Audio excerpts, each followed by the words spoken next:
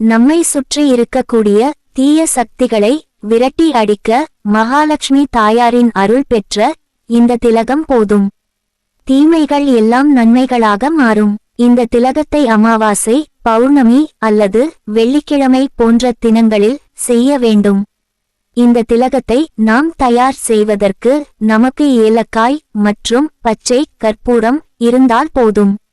மகாலட்சுமி தாயாருக்கு முன்பாக ஒரு சிறிய அகலில் பச்சை கற்பூரத்தை எரிக்க வேண்டும். பச்சை கற்பூரம் எரிந்து கொண்டு இருக்கும் பொழுது மகாலட்சுமியின் மந்திரமான ஓம் ஸ்ரீம் என்று கூறி ஏலக்காயை எரிகின்ற பச்சை கற்பூரத்தில் போட வேண்டும்.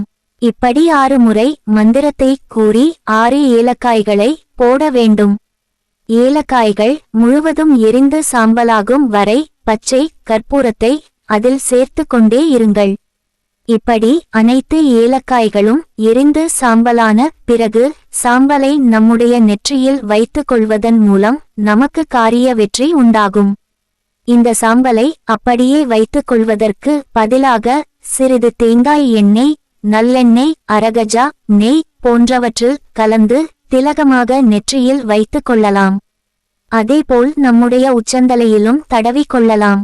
மகாலட்சுமியின் அம்சம் பொருந்திய திலகத்தை நாம் தயார் செய்து பயன்படுத்துவதன் மூலம் மகாலட்சுமியின் அருள் நமக்கு பரிபூரணமாக கிடைக்கும்.